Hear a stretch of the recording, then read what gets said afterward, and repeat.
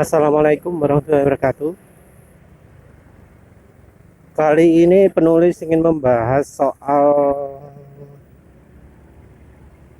asumsi bahwa MotoGP dengan V4 itu nggak bisa belok. Banyak yang memakai asumsi ini karena kebetulan contoh yang ada Honda dan Ducati itu susah belok. Tapi KTM membuktikan bahwa asumsi ini salah. Selama ini motor-motor V4 memang terkenal sulit belok. Jadi mulai Honda, Ducati, KTM, Aprilia itu sulit belok. Yang Aprilia komentarnya hampir sama juga, cuma yang terutama mengapa kok nggak ada perkembangan. Yang KTM juga sempat jadi keluhan, dan Paul Espargaro disebut cuma satu-satunya yang bisa bikin motor KTM jadi belok. Gaya yang dipakai kebetulan seperti gayanya Marc Marquez. Jadi motor KTM ini dibuat dianggap seperti motornya Marc Marquez, sehingga Paul terinspirasi gaya perkendaraannya Marc. Jadi gayanya kamikaze, macam-macam. Hal ini dipuji, sehingga mungkin ini yang menyebabkan Alberto Puig tertarik untuk merekrut Paul Espargaro ke Honda.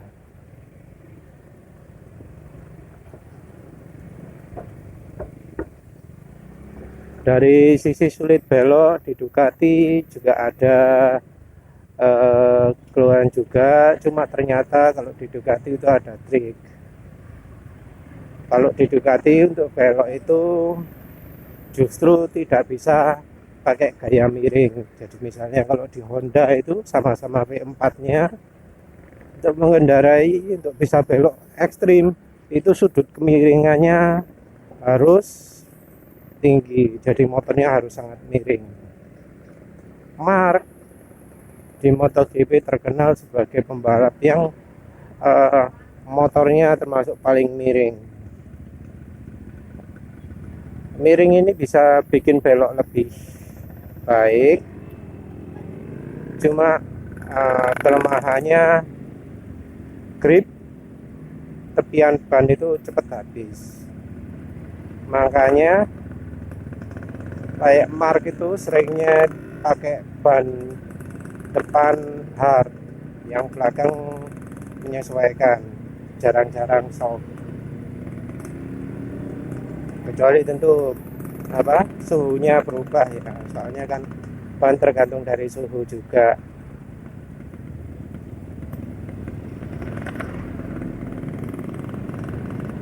Nah, kesulitan belok ini sudah dianggap sesuatu yang merupakan kelemahannya mesin V4.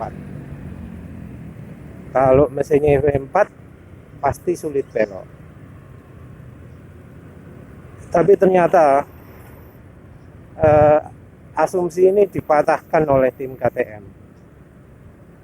Di beberapa balapan terakhir, tim KTM terbukti sangat kompetitif. Dari akselerasinya nggak kalah jauh dari Ducati. Dari sisi beloknya sudah setara dengan Suzuki. Padahal Suzuki mesin inline.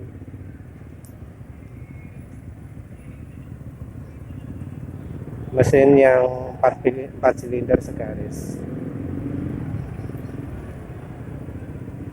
Jadi motor KTM ini ibaratnya mengkombinasikan keunggulan dari V4 dan inline. V4 itu unggul dari sisi tenaga, top speed, inline itu dari sisi keseimbangan. Dan prestasi ini tidak lepas dari peran Dani Pedrosa. Jadi Dani Pedrosa kasih masukan dan KTM menanggapi sangat-sangat serius. KTM berusaha untuk menerapkan semua yang disarankan oleh Dani Pedrosa, sehingga hasilnya seperti sekarang ini. KTM jadi motor sangat kompetitif.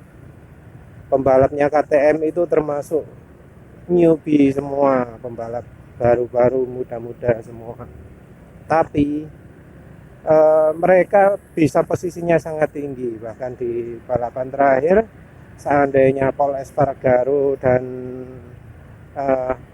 Miguel Oliveira nggak crash karena Paul Espargaro-nya nggak melakukan kesalahan masuk ke dalam lagi terus ketabrak sama Miguel Oliveira, maka tim KTM di balapan ini bisa sangat-sangat kencang, bisa sangat-sangat tinggi poinnya karena 3 pembalap ada di urutan depan.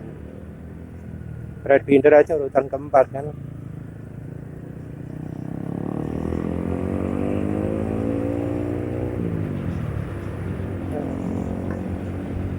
Jadi jelas bahwa motor KTM sekarang ini kencang banget, menguasai.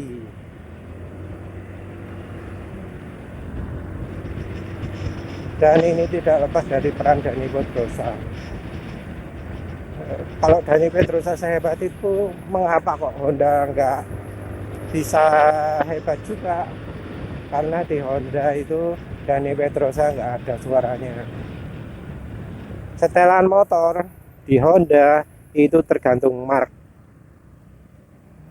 Jadi apapun yang diminta mark dituruti. Tapi sekarang terbukti bahwa mark itu sama sekali nggak becus dalam soal setelan mesin. Paling nggak, walau ia bisa nyetel mesin, tapi soal menentukan keseluruhan global, mark nggak punya bakat. Jadi ini terbukti dari motor 2020 itu yang ternyata tidak bisa dikendarai Mark sendiri di tahun ini. Terbukti dari begitu tahu motornya nggak cocok, Marknya nggak bisa menentukan arah pengembangan, nggak bisa memperbaiki kesalahan settingan motor versi 2020. Baru setelah pinjam motornya Takahaki Nakagami, Mark paham apa yang dibutuhkan. Jadi balik ke settingan 2019. Jadi di Honda perannya Dani Pedrosa nggak ada. Mark yang menentukan segalanya, karena dianggap kalau juara yang nyetel motornya pasti motornya kencang. Tapi ternyata salah. Dan di KTM Dani Pedrosa itu memberi masukan yang sangat-sangat bermanfaat. Bahkan katanya KTM, mereka nggak bisa menerapkan semuanya sekaligus, jadi bertahap. Jadi mungkin itu sebabnya mengapa baru akhir-akhir ini kemampuan motor KTM meningkat.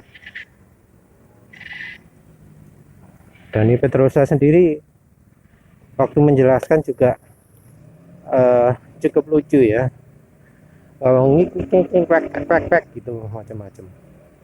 Tapi itu hebatnya Dani Pedrosa, walau ngomongnya kayak gitu, tapi terbukti motor KTM jadi kencang. Nah, mengapa ini bisa terjadi? Kalau menurut penulis, ini ada hubungannya dengan keseimbangan antara bagian depan dan belakang, antara berat distribusi berat motor. Dengan mesin inline Yamaha dan Suzuki dan mesin inline lainnya itu otomatis titik beratnya lebih fokus di depan. Mesinnya agak tidur nyamping di bagian depan. Sementara itu yang V4 nggak bisa seperti itu, harus agak mundur ke belakang.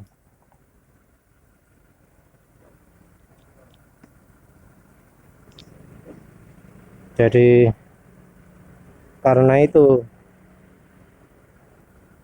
motornya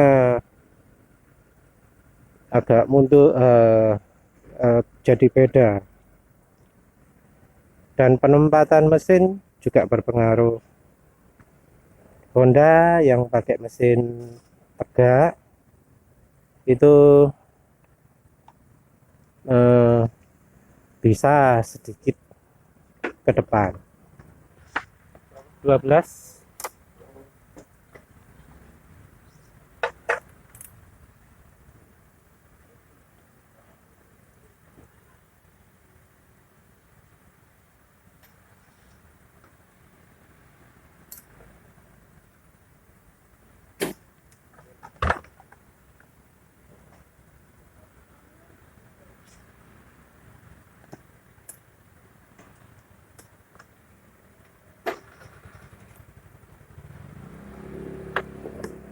Sementara itu yang Ducati mesinnya agak tidur,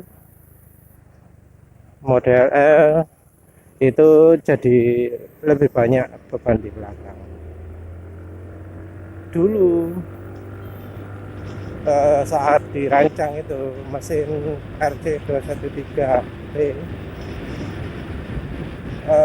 diciptakan dengan balance yang sempurna, depan 50, belakang 50.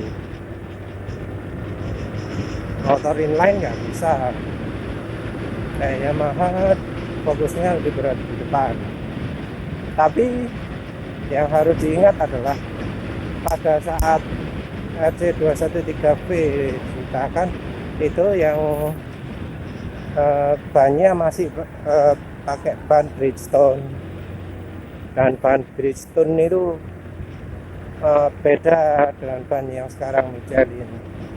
Ban Bridgestone itu grip ban depannya hebat, jadi untuk belok dan macam-macam itu hebat. Selain itu dari sisi ECU juga lebih canggih daripada yang dipakai saat ini. Jadi kalau dulu itu masing-masing pabrik punya ECU sendiri-sendiri, sekarang kan dipaksa semua pakai ECU Magneti Marelli yang secara kemampuan masih kalah dengan kemampuan ECU di pasaran. Ini membuat pengaturan motor itu sulit. Nah, saat dulu pengaturannya sip, pembalap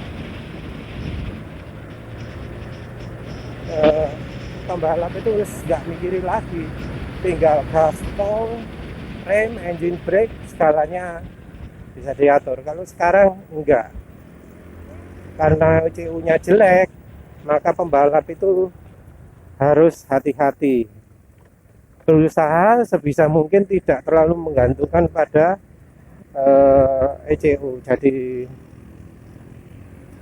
pakai settingan macam-macam, pakai gaya berkendara macam-macam biar ECU-nya tidak terlalu berpengaruh.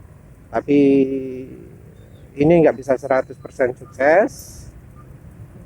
Jadi sampai sekarang masih banyak saja masalah dari tim-tim ini, dari yang sumbernya dari elektronik. Jadi kadang wheelie seperti yang dialami Suzuki di balapan barusan, wheel spin seperti yang sering dialami Honda sama Yamaha di beberapa balapan tahun lalu, tahun-tahun sebelumnya. Terus engine brake yang sampai sekarang Honda ini masih tidak bisa mengatasi, sehingga pembalap Honda itu mudah crash. Terus ya masalah itulah. Jadi sekarang ini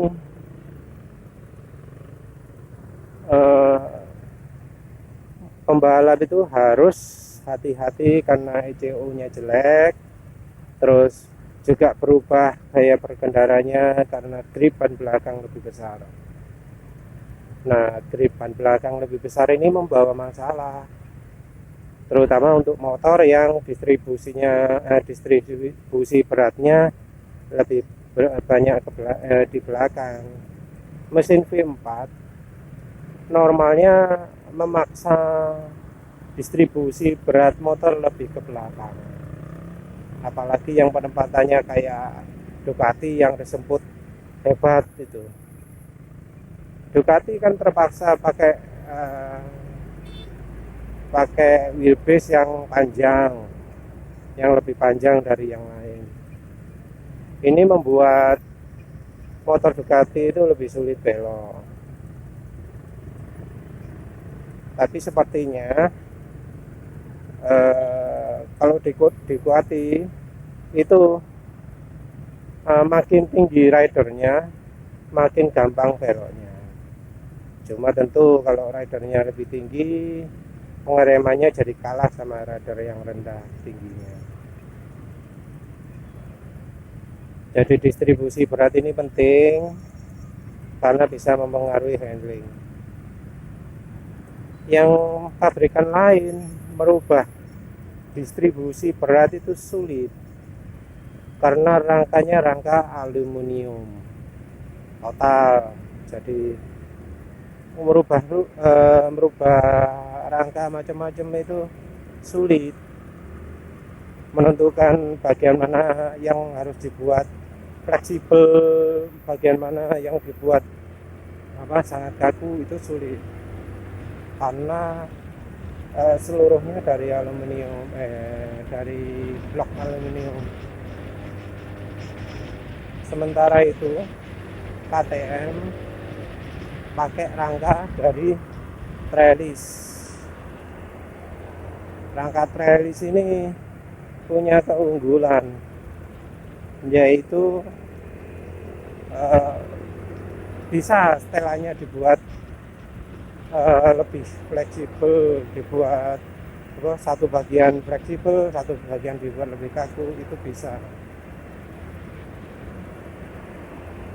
Kelemahan dari rangka trellis ini disebut salah satunya adalah nggak bisa konsisten. Jadi katanya motor satu dengan motor yang lain, jadi motor utama dan motor cadangan itu bisa beda handlingnya. Tapi rupanya KTM sudah bisa menyempurnakan ini sehingga disebut motor pertama dan motor kedua itu jadi nggak ada bedanya. Jadi walau rangkanya pakai trellis las-lasan, pakai besi pipa yang dilas, itu tetap handlingnya motor satu dengan motor yang lain bisa konsisten. Nah, ini membuat motor KTM jadi sangat fleksibel.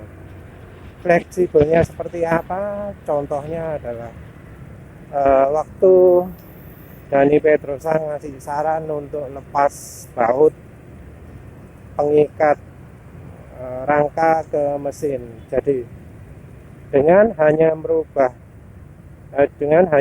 dua baut ini, handlingnya motor KTM itu bisa sangat berubah, dan perubahan ini bisa dirasakan juga oleh rider lain, nggak cuma Dani Pedrosa. Jadi hebatnya Dani Pedrosa itu perubahan setelan itu tidak hanya menguntungkan bagi Dani Pedrosa saja, tapi juga pembalap lain. Ini kan beda dengan Mark. ngakunya apa bisa bisa memilihkan settingan yang paling cocok untuk dirinya, untuk Mark sendiri. Tapi kan nyatanya sekarang di balapan tahun ini terbukti bahwa nggak benar itu. Mark sendiri kesulitan untuk bikin motornya jadi kencang. Untuk pilih setelan sulit. Nah, lepas dari itu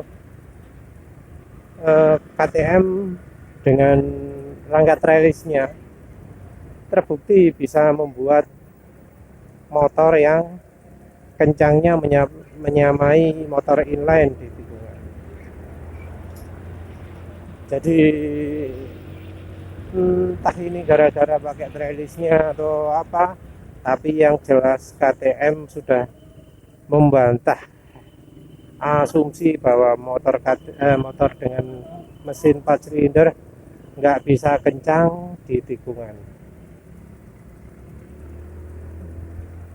Bukti kencangnya bisa dilihat di balapan terakhir. Kalau lihat waktu Brad Binder di depan atau di balapan barusan waktu Paul Espargaro berada di depan sebelum balapan dimulai ulang, itu bisa kelihatan bahwa keluar dari tikungan, penulis lupa tikungan berapa, itu motor KTM bisa sangat cepat. Motor Dobby dan motor belakangnya bukan Dobby tapi Jack Miller waktu itu. Motor Jack Miller dan Dobby itu terlihat jauh ketinggalan waktu keluar tikungan. Corner exit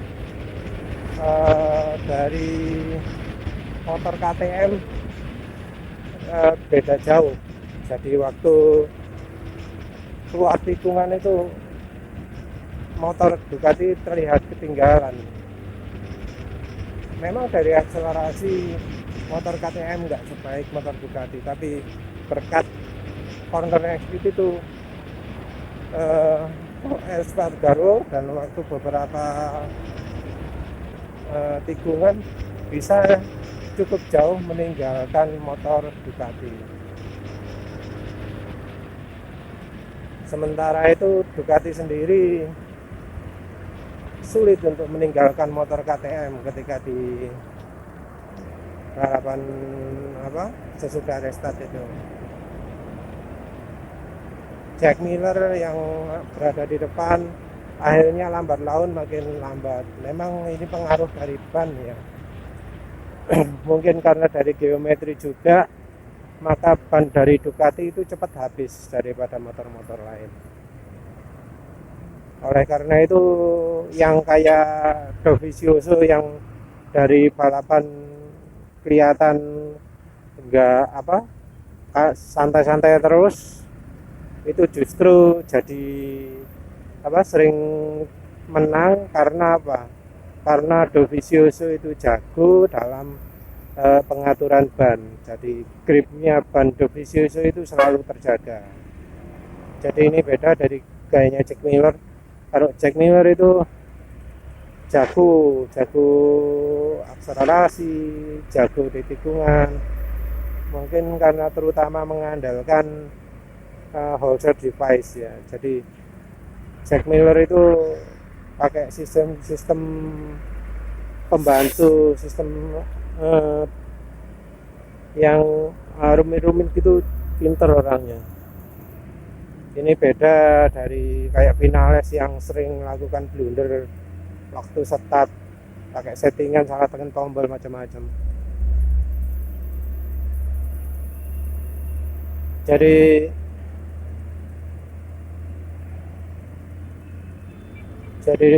dari kemampuan keseluruhan motor KTM itu meningkat pesat.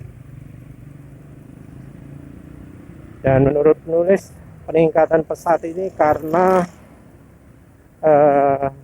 KTM berhasil menemukan kunci settingan atau kunci eh, geometri motor yang pas untuk KTM. Jadi walau KTM nggak pakai auto device atau macam-macam, dia tetap kencang, dia tetap jadi motor kompetitif untuk balapan-balapan berikutnya. KTM menunjukkan bukti bahwa mesin V4 itu bukan motor lambat di tikungan. Kalau sudah bisa menemukan settingan atau geometri rangka yang pas, dan menurut penulis KTM bisa begini karena Dani Pedrosa bisa menemukan distribusi berat yang pas untuk KTM. Untuk yang meragukan pengaruh distribusi berat, mungkin perlu mempertimbangkan omongannya Marc Marquez. Waktu ban di MotoGP ganti merek dari Bridgestone ke Michelin, semua pembalap kan kesulitan, apalagi di saat itu harus ganti ECU juga. ECU ini bikin banyak pembalap mengalami crash dan macam-macam. Nah, apa yang dilakukan Marc untuk bisa bikin motornya kencang? Apa yang dilakukan Marc untuk bisa jadi cepat lagi setelah bannya berubah jadi Michelin? Yang pertama adalah merubah gaya berkendara. Entah, nggak tahu detailnya kayak apa kan. Marc jarang membagi trik-triknya untuk itu ya. Dan yang kedua, ini penting. Yang kedua adalah memindah distribusi berat motor ke depan. Jadi motor dibuat bagian depan motor dibuat lebih berat daripada sebelumnya. Jadi distribusi berat itu penting di MotoGP. Dan dengan distribusi berat ini bisa membuat KTM menang karena mereka bisa menemukan kunci distribusi berat yang pas. Jadi sekian saja, terima kasih. Assalamualaikum warahmatullahi wabarakatuh.